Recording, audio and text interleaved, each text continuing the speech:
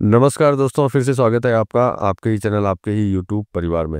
आज वापस बड़ी इलायची की चर्चा करेंगे, साथ में कल ऑक्शन हुआ था, आपको पता ही है हर बृहस्पतिवार को जो है बड़ी इलायची की जो है नीलामी होती है, हर वीक मतलब वीक में 1 बार होती है। तो उसके ऊपर चर्चा करेंगे, उसमें देखेंगे कि भैया किस तरह की उसमें गिरावट है या तेज़ी है, क्योंकि बाज़ारों में तो आपने देखा है कि जो है अपनी मन मर्ज़ी से जो है कभी गिरा देना, कभी बढ़ा देना, कभी ऑक्शन के बराबर में रखना, तो कभी चाहे छोटी इलायची हो या बड़ी इलायची हो, छोटी के अंदर भी कभी ऑक्शन के साथ में चलना और कभी ऑक्शन से जो है 2-200 300-300 रुपया नीचे ले आना, छोटी की बात कर रहा हूँ। और बड़ी की अगर बात करते हैं तो कभी बाज़ार से 40-50 रुपया अप में डाउन के अंदर चलना और कभी जो है अपनी मर्ज़ी से 2-200 300-300 रुपया नीचे की साइड खींच देना। इसी तरीके से बाज़ार चल रहा है, लेकिन सबसे पहले क्या है ऑक्शन के ऊपर बात करेंगे कि ऑक्शन जो है 27 फरवरी को जो है ऑक्शन क्या रहा था और आज जो है कल जो है 6 मार्च था, तो 6 मार्च को जो है ऑक्शन क्या रहा था, उसी के ऊपर चर्चा करेंगे। उसके बाद में चर्चा करेंगे कि भाई इन भावों के अंदर जो है क्या इलायची आपको रखनी चाहिए या नहीं रखनी चाहिए, बेच देनी चाहिए या फिर आपको बड़ी इलायची को खरीद के चलना चाहिए। क्योंकि देखिए आप लोगों के सहयोग से ही जो है बाज़ार ऊपर की साइड घूमेगा। अगर आप पैनिक में रहेंगे और सहयोग अगर नहीं देंगे, तो निश्चित बात है कि बाज़ार जो है वापस नीचे की साइड जा सकता है। इसमें सबसे बड़ा सहयोग जो है आप लोगों का खुद का ही रहेगा। आप लोग जो विचार करेंगे, जो मैं अपना विचार तो दूँगा, उसके बाद में जब आप अपना विचार करेंगे तभी आपको पता चलेगा कि बाज़ार को कैसे ऊपर लेकर के जाना है, वो भी आप लोगों को।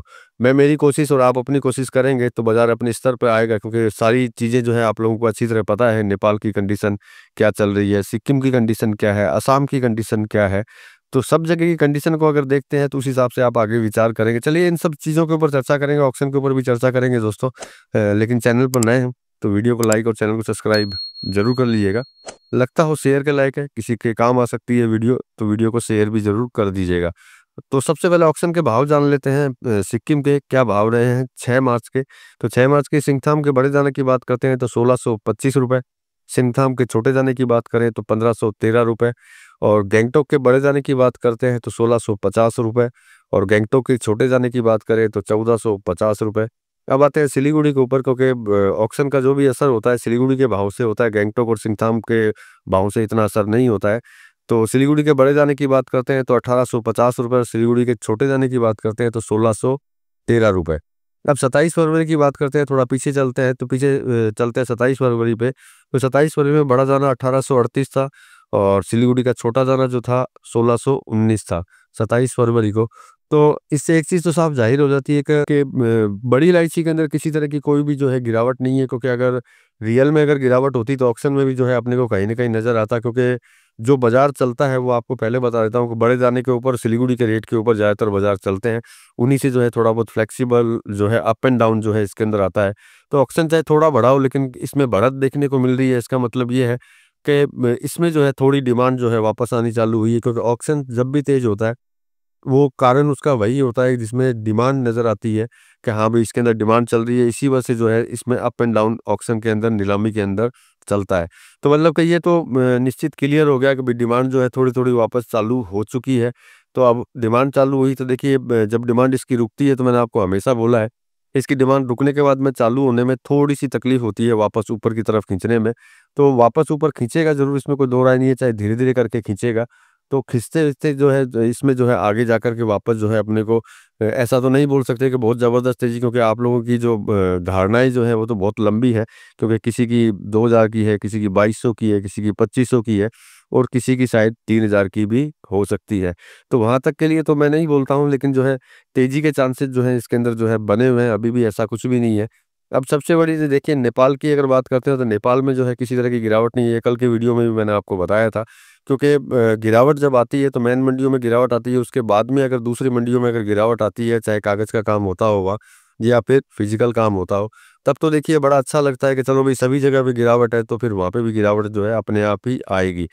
जब कहीं पे भी गिरावट नहीं है और कहीं एक जगह पे गिरावट आती है और स्पेशली उन मंडियों में जहाँ कागज़ों में ज़्यादा काम होता है, तो निश्चित बात है इंसान जो है पैनिक में आ जाता है, डर जाता है वो और डर के मारे जो है माल बेचना चालू कर देता है और यहीं पे जाकर के जो है वो गलती करता है, क्योंकि वो चाहे माल कागज़ का बेचे या फिर फिजिकल बेचे, बाज़ार में गिरावट जो है चालू हो जाती है।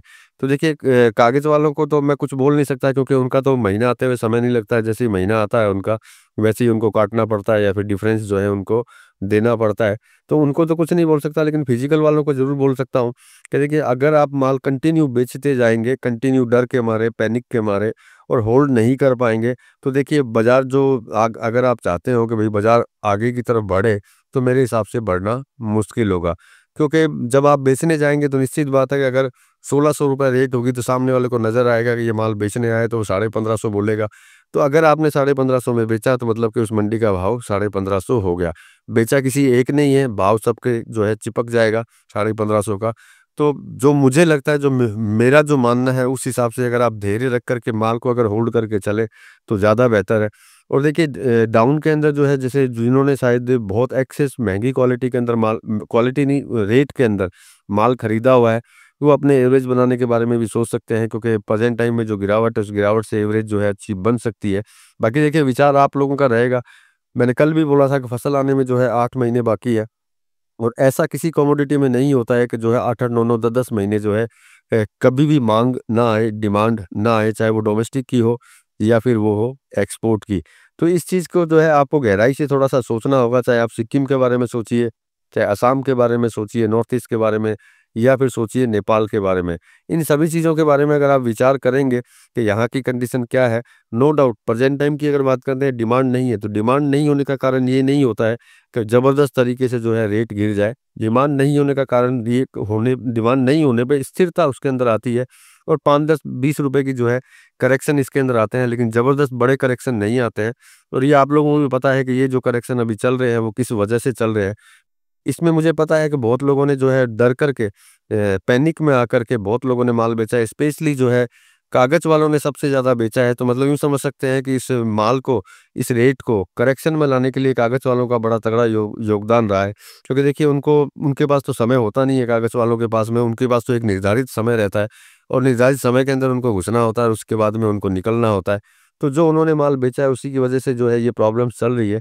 और जिस हिसाब से, मेरे हिसाब से उन लोगों को जो नुकसान लगा होगा कागज़ वालों को, तो मेरे हिसाब से तो दोबारा वो विचार नहीं करेंगे। बाकी मुझे पता है कि जिनको ये लत लगी हुई होती है, वो कहीं न कहीं वापस अंदर घुसते ही हैं। तो देखिए मेरा मानना और मेरा कहना और मेरा विचार है ये, आप अपने विचार से कीजिएगा कि जहाँ तक अगर आप माल रोक कर के चलेंगे तो इसमें स्थिरता और तेज़ी दोनों आने के चांसेज़ रहेंगे।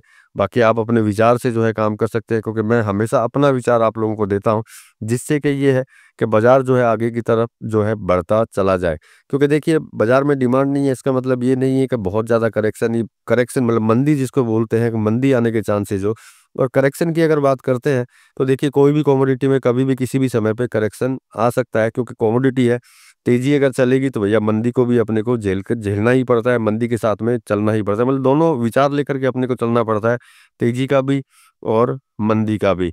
तो ये मेरे विचार थे जो मैंने आपको दिए, साथ में मैंने आपको ऑक्शन मतलब नीलामी के भाव भी दिए, जो अच्छे खासे तेज़ी के अंदर चल रहे हैं, 1850 के ऊपर है, वो भी कल का ऑक्शन है। उस हिसाब से आप अपना विचार कर सकते हैं कि आपको आगे जो है किस तरह की रणनीति बना कर के आगे बढ़ना चाहिए।